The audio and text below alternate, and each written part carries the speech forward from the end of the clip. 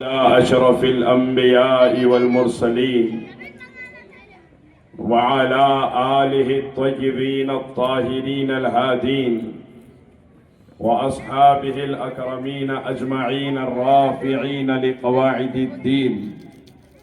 أما بعد فأعوذ بالله من الشيطان الرجيم. بسم الله الرحمن الرحيم.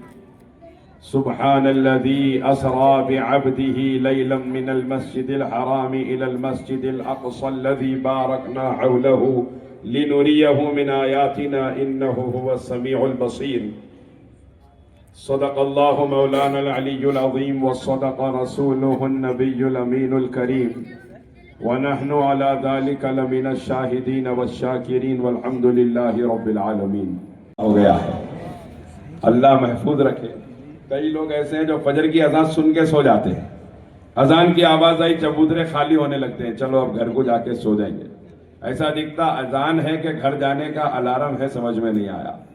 یہ حالات ہیں ہمارے، اللہ محفوظ رکھے. برادران عزیز، سرکار کی معراج کی آج تاریخ ہے، جس تاریخ میں رب کریم نے اپنے محبوب کو وہ عظمت عطا فرمائی جیسی عظمت نہ پہلے کسی کو ملی نہ قیامت تک کسی کو مل سکتی ہے. اپنے محبوب کو آج وہ مقام عطا فرمایا جو مقام نہ پہلے کسی کو ملا نہ صبح قیامت تک کسی کو مل سکتا ہے. رب کریم نے اپنے محبوب کو آج وہ بلندی عطا فرمائی جہاں تک نہ پہلے کوئی گیا نہ قیامت تک کوئی جا سکتا ہے. حضرات، رب کریم نے کائنات کی ہر بلندی سے اوپر نہ صرف محبوب کو بلایا بلکہ سدرۃ المنتہا کا مکین جبرائیل امین جہاں جا کے کھڑے ہو جاتے ہیں، مصطفیٰ کی نالین کو بھی اللہ نے اس سے آگے بلایا. سبحان اللہ، سبحان اللہ. صرف مصطفیٰ کی ذات نہیں، نالین مصطفیٰ آگے ہے. اور ریاض الناصحین میں ہے کہ سرکار نے جب ارادہ فرمایا کہ نالین اتارے، رب کریم نے فرمایا محبوب کیوں اتار رہے ہیں؟ عرض کیا یا رسول اللہ، آپ نے موسیٰ سے فرمایا تھا کہ فَخْلَعْنَ عَلَيْكَ إِنَّكَ بِالْوَادِ الْمُقَدَّسِ طُوَىٰ، اے موسیٰ مقدس وادی میں آئے ہو، نالین اتارو. وہ تو پہاڑ تھا، یہ تو عرش ہے، اس لیے میں نالین اتار رہا ہوں.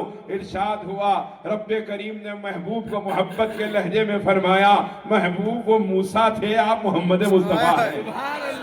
محبوب وہ طالب بن کر آئے تھے، آپ کو مطلوب بنا کر بلایا گیا ہے.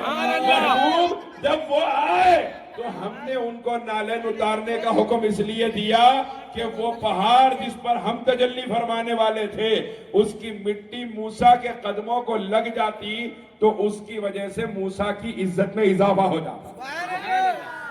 لیکن آپ نالین کے ساتھ آئیے، کیونکہ موسیٰ کے پیروں کو اگر دور کی مٹی لگتی ان کی عزت میں اضافہ ہو جاتا، اور اگر آپ کی نالین کی مٹی ہمارے عرش کو لگ جائے گی تو عرش اعظم کی عزت میں اضافہ ہو جائے گا. یہ شان اللہ نے اپنے محبوب کو عطا فرمائی اور ایسی شان کے ساتھ محبوب کو بلایا. لیکن مسئلہ یہ ہے کہ انکار کرنے والے اس وقت بھی تھے، آج بھی ہے. یہ کاروبار بند ہی نہیں ہوا ان کی کمپنی کا. انکار کرنے والے اس وقت بھی تھے، آج بھی ہے. اب بھی بعض کہتے ہیں کہ نہیں معراج تو حضور کو خواب میں ہوئی. میں آپ سے کہوں کہ کوئی ہم میں سے مغرب کے بعد سویا اور عشاء سے پہلے خواب میں امریکہ جا کر آ گیا، آپ انکار کریں گے؟ بھئی خواب میں تو کوئی بھی کہیں بھی جا سکتا نا. سونے والا سویا، خواب دیکھا امریکہ پہنچ گیا، ہاتھ میں ڈالر آ گئے اور دکان پہ لے جا کے ڈالر سے خوب خرید لیا، پورے تھیلیاں بھر لیا. آنکھ کھلی تو نہ تھیلیاں ہے نہ ڈالر ہے. رہتا کتنی بھی بار آنکھاں بند کر لو اس کے بعد $1 بھی نہیں ملتا. خواب میں $10,000 تھے ہوں گے ہاتھ میں، آنکھ کھل گئی قصہ ختم. آنکھ بند ہو گئی پھر بند کرو، آپ آ جاتے ڈالر ہاتھ میں نہیں آتے. تو ہمارا معاملہ کیا ہے کہ جب کوئی خواب دیکھے تو کوئی انکار کرتا ہی نہیں ہے. جب اگر سرکار یہ فرما دیتے کہ میں نے خواب میں دیکھا تو ابو جہل انکار کیوں کرتا؟ سرکار یہ فرما دیتے میں نے خواب میں دیکھا تو ابو لہب انکار کیوں کرتا؟ اگر خواب کی بات ہوتی تو انکار ہی نہ ہوتا. مصطفیٰ نے فرمایا ہم گئے جسم اور روح کے ساتھ گئے اور ساتوں آسمانوں پہ جا کے اپنے رب کا دیدار فرمایا. اس پر انکار کرنے والی تمام انکار کرتے رہے اور انکار کرنے والوں نے حضور سے پوچھا ذرا یہ تو بتاؤ کہ راستے میں ایک قافلہ ہمارا آنے والا ہے وہ کہاں تک گیا کہاں تک آیا ہے؟ سرکار نے فرمایا وہ قافلہ جس کے بارے میں تم پوچھ رہے ہو کل صبح مکے میں داخل ہونے والا ہے. پھر اس کے بعد اور ایک قافلے کے بارے میں پوچھا حضور نے فرمایا پرسوں مکے میں داخل ہونے والا ہے. میں دیکھ رہا ہوں قریب آ گئے قافلے. تیسرے قافلے کے بارے میں پوچھا حضور نے فرمایا تیسرے دن وہ قافلہ بھی مکے میں داخل ہوگا. اب 2 دن مکے والے انتظار میں کھڑے ہیں. صبح یہ سارا مکہ منتظر ہے قافلہ مکے میں داخل ہو رہا ہے. سبحان اللہ. دوسرا دن آیا مکہ منتظر ہے قافلہ مکے میں داخل ہو رہا ہے. اب تیسرا دن آیا اس قافلے کے اونٹوں کی بیسوں کا انتظار کر رہا ہے. ایک یہ کہ قافلہ آ جائے اور دوسرا یہ کہ سورج ڈوب ہی نہیں رہا. دوسرا یہ کہ سورج ڈوبنے کو تیار نہیں ہے. قافلہ نہیں آیا. اللہ نے دن کو بڑا کر دیا. قافلہ مکے میں داخل ہو رہا ہے اور یہاں سورج ڈوبا کر اللہ بتا رہا ہے پروردگار وہی کرتا ہے جو مصطفیٰ کی زبان سے نکل جاتا ہے. سبحان اللہ. سبحان اللہ. مصطفیٰ کی زبان سے نکل جائے رب کریم اسے ضرور پورا فرماتا ہے. اب یہ انکار کرنے والے اس وقت بھی تھے آج بھی ہے. کوئی کوٹ پینٹ پہن کے ٹائی لگا کے انکار کرتا, کوئی سر پہ لال رومال ڈالنے کے انکار کرتا ہے. لال رومال والے کے جو اصلی دشمن ہیں ان کا بھی آنا باقی ہے. آنے کے بعد پھر سنیے وہ بولیں گے. تو حضرات میں عرض کر رہا تھا کہ کوئی سر پہ لال رومال ڈال کے انکار کر رہا, کوئی کوٹ پینٹ پہن کے ٹائی لگا کے انکار کر رہا. انکار کرنے والا انکار کرتا رہے, اقرار کرنے والے صدیق اکبر ہیں.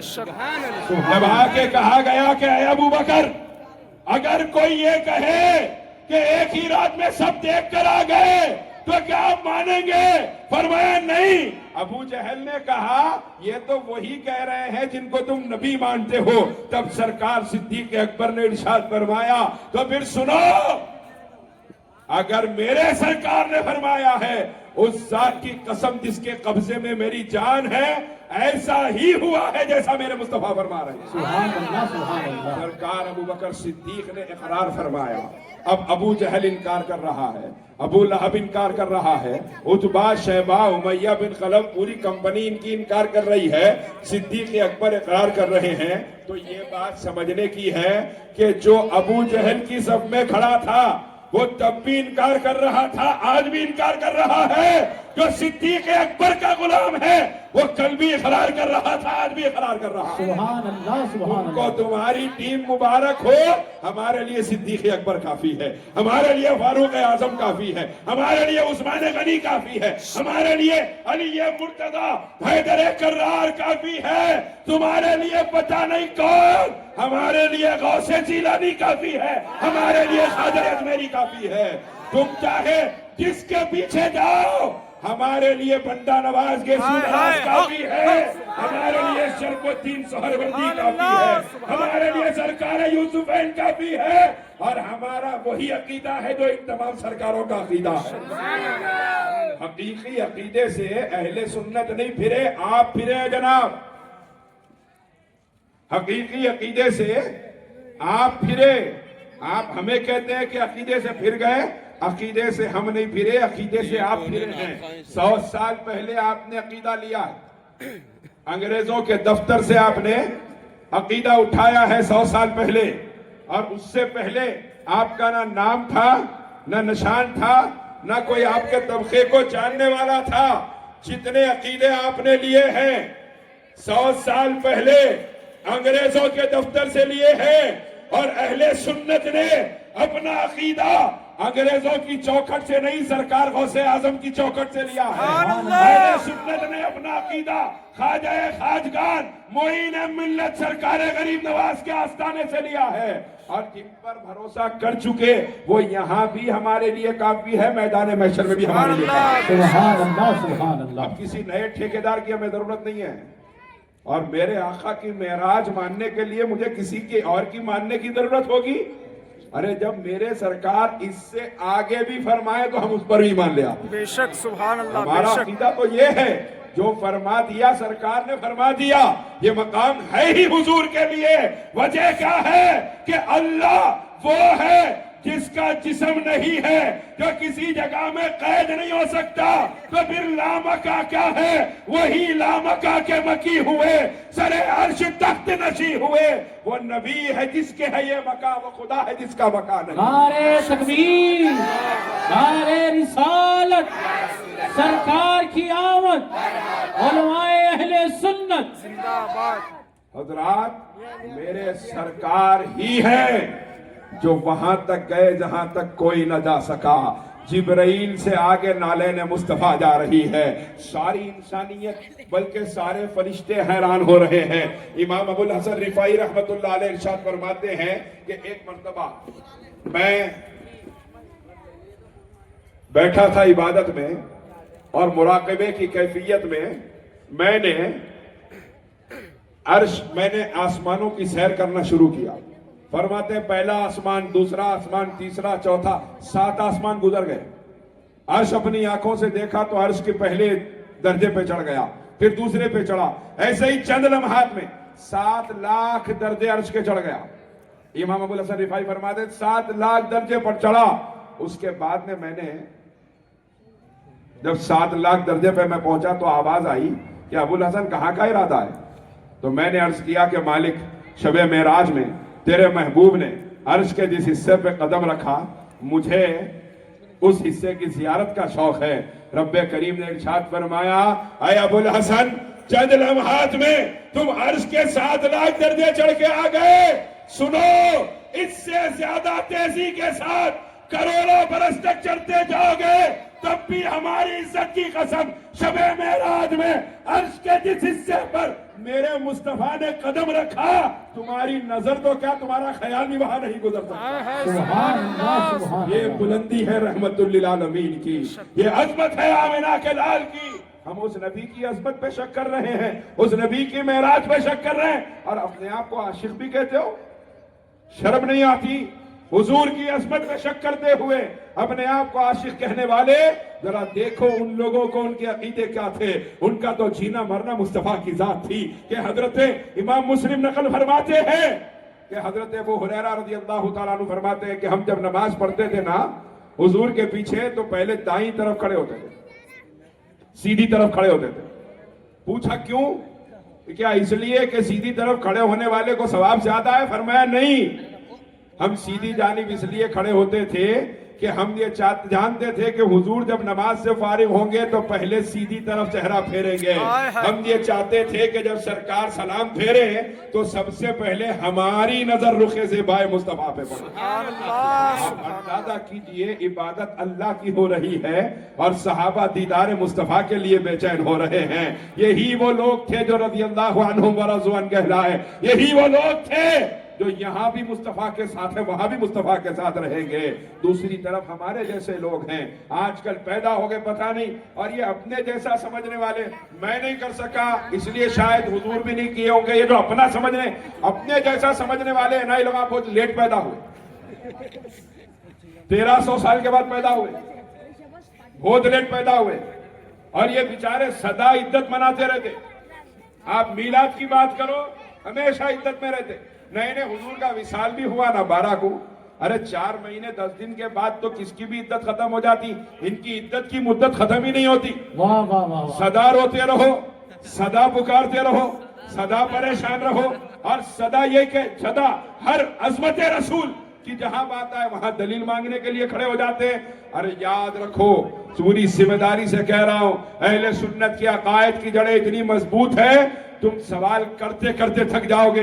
خدائے پاک کی قسم مصطفیٰ کے غلام جواب دیتے دیتے نہیں تھکیں گے انشاءاللہ. سبحان اللہ, سبحان. کوئی آ کے سوال کرے, میرے آقا رحمت عالم صلی اللہ علیہ وسلم کی عظمت کا جہاں معاملہ ہوگا وہاں ہر ایک کا جواب دیا جائے گا. مسلمانوں اپنے عقیدوں کو مضبوط رکھو, اور عقیدے میں سب سے بڑا عقیدہ سرکار ہے, سب سے بڑھ کے سرکار ہے. کائنات میں اگر کوئی رشتہ ہمارے لیے سب سے بڑا ہے تو وہ زہرا کے بابا کا رشتہ ہے, حسنین کے نانا کا رشتہ ہے. کیونکہ ہم جانتے ہیں جب ہم قبروں میں جائیں گے کون ساتھ آئے گا؟ عورتیں ساتھ آئیں گی، بیوی، بہن، کون ساتھ آئے گا؟ یہ ساری عورتیں جو روتی بیٹھتی ہیں گھر کے اندر، جب انتقال ہو جائے کسی کا رونا آنا بھی چاہیے، لیکن آپ نے دیکھا ہوگا عورتوں کو یہ کہتے ہوئے کہ جب جنازے لے جائے جاتے ہیں تو عورتیں بول کے روتی ہیں کہ مت لے جاؤ، کہاں لے کے جا رہی؟ سنے نہیں سنے؟ ارے پورا خاموشی دکھ رہی نا، ایسا خاموش سنے تو تھوڑا ہی ہوتا، سنے نہیں سنے؟ عورتیں بولتے نہیں بولتے کہاں لے کے جا رہے ہیں؟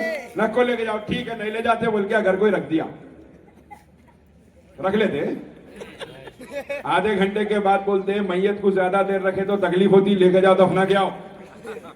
کوئی نہیں رکھ لیتا جناب، کوئی نہیں، جس کے ساتھ پوری زندگی گزارا کوئی نہیں رکھ لیتا، دوست احباب رشتہ دار پورے مل کے سبحان اللہ والحمدللہ پڑھتے ہوئے لے کے چلے جاتے، لے جا کے زمین میں۔ اب کون ڈالتے اندر؟ بیٹے، جن کے واسطے حلال دیکھا تھا نہ حرام، سچ دیکھا تھا نہ جھوٹ، جائز دیکھا تھا نہ ناجائز، وہ اولاد آئی خبر میں اتار دے کے اوپر آ گئی۔ اب پورے رشتہ دار دوست احباب پوری زندگی کی محبت کا صلہ دے رہے ہیں، اور وہ صلہ کیا ہے؟ چاروں طرف سے مٹی ڈالی جا رہی ہے، اور جب قبر تیار ہو جائے آدمی کو سب چھوڑ کے نکل جاتے ہیں، اس وقت جب منوں پر مٹی کے نیچے قبر کے اندھیرے گڑھے میں انسان کا جسم پڑا ہوگا، نہ باپ آئے گا، نہ ماں آئے گی، نہ دوست، نہ رشتہ دار، نہ بیٹا، نہ بیوی، نہ بیٹی، نہ بہن، نہ پڑوسی۔ اس وقت اگر کوئی آئے گا تنہا آمنہ کا لال تشریف لائے گا اور غلام کی قبر کو اپنے نور سے منور فرمائے گا۔ نعرہ تکبیر، نعرہ رسالت، سرکار کی آمد، علماء اہل سنت۔ میں اس نبی کی معراج کا جشن نہ مناؤں؟ ارے معراج میں کئی کو جاگ رہے ہیں، اس پہ بھی پیٹ میں درد، جاگ لیے حضور کی عظمت کا بیان کر لیے، اس پہ پیٹ میں درد، کوئی جاگ لیا مسجد میں بیٹھا عبادت کر لیا، اس میں پیٹ میں درد، ارے ہر چیز میں پھر بولا نہیں یہ نئے سب چیزاں نکالے جو ہے آپ لوگاں۔ 100 سال پہلے آپ پیدا ہوئے جناب، ہمارے عقیدے کی جڑیں 1400 برس سے محفوظ ہیں الحمدللہ، اور 1400 برس سے مضبوط ہے الحمدللہ۔ آپ کے کہنے سے یہ جڑیں ہلنے والی نہیں ہیں۔ شب معراج مصطفیٰ کا جشن مناتے تھے، مناتے ہیں، انشاءاللہ آخری دم تک مناتے رہیں گے، اور ہماری نسلیں صبح قیامت تک منائیں گے انشاءاللہ۔ لیکن حضرات، میرے آقا صلی اللہ علیہ وسلم جب شب معراج میں اپنے رب کی بارگاہ میں تشریف لے گئے، ثم دنا فتدلا فکان قاب قوسین او ادنا کی منزلوں پہ پہنچے، آپ اندازہ کریں کہ حضرت ایوب علیہ السلام جن کی بیماری بہت مشہور ہے کہ کیڑے رینگتے تھے جسم پر، اور کوئی کیڑا نکل کے چلا جاتا تو آپ اٹھا کے پھر اسے اپنے جسم پہ رکھ لیتے اور کہتے کہاں جا رہا ہے؟ اللہ نے تیرا رزق میرے جسم پہ رکھا ہے، بیٹھ جا۔ حضرت ایوب سے کسی پوچھنے والے نے پوچھا کہ اے ایوب علیہ السلام، جب شہد ہو گئی تھی تو کسی نے پوچھا کہ کیا آپ کو وہ پرانے دن یاد ہے آپ کے بیماری والے؟ ارشاد فرمایا بالکل یاد ہے، اور بیماری والے جو دن تھے میرے وہ صحت کے دنوں سے اچھے تھے۔ تو پوچھا لوگوں نے وہ کیسے؟ ارشاد فرمایا جب روزانہ صبح میں نیند سے جاگتا تھا تو کہنے والا یعنی میرا رب مجھے آواز دے کر پوچھتا تھا کہ ایوب تیری طبیعت کیسی ہے؟ میرا رب مجھے روزانہ صبح آواز دیتا تھا، اس کی آواز سنتا تھا تو میں وجد میں آ جاتا تھا، اور 24 گھنٹے اسی کیفیت میں رہتا، یہاں تک کہ جب پھر دوسرے دن صبح میری کیفیت تھمنے والی ہوتی، پھر سے آواز آتی ہے ایوب تیری طبیعت کیسی ہے، تو پھر میں پہلے کی جگہ وجد میں آ جاتا۔ احساس ہی نہ ہوتا جب اس کی آواز سنتا، نہ اپنا خیال ہوتا نہ کسی اور کا خیال ہوتا۔ حضرات آپ اندازہ کیجئے، جہاں کسی صرف آواز سن لے تو حضرت ایوب کو کسی کا خیال ہے نہ اپنے آپ کا خیال ہے، لیکن میرے مصطفیٰ کا حال کیا ہے؟ صرف آواز نہیں، رب کی ذات سامنے ہے، اور میرے مصطفیٰ کو اس وقت ہم گناہگار یاد آ رہے ہیں، ہم گناہگاروں کا خیال یاد آ رہا ہے، اور میرے مصطفیٰ ارشاد پر عرض کر رہے میرے مالک، جب مالک نے پوچھا محبوب کیا چاہتے ہیں؟ ارشاد پر عرض کیا میرے مالک میری امت کی بخشش کا اعلان فرما دے۔ اب دیکھیے آپ میرے آقا عرض کر رہے کہ میرے اللہ، قیامت کا دن ہوگا، عیسیٰ علیہ السلام بھی ہوں گے، موسیٰ علیہ السلام بھی ہوں گے، بڑے بڑے پیغمبر ہوں گے، ان کی امتیں بھی ہوں گی، اور میری امت کے چوروں کو بھی لایا جائے گا، میری امت میں جنہوں نے زنا کیا ان کو بھی لایا جائے گا، میری امت میں جو حرام کماتے ہیں ان کو بھی لایا جائے گا، میری امت میں جنہوں نے سود لیا یا دیا ان کو بھی لایا جائے گا۔ اے اللہ، گناہ تو کیا ہوگا لیکن دوسری امتوں اور پیغمبروں کے سامنے میرا امتی رسوا ہو جائے گا۔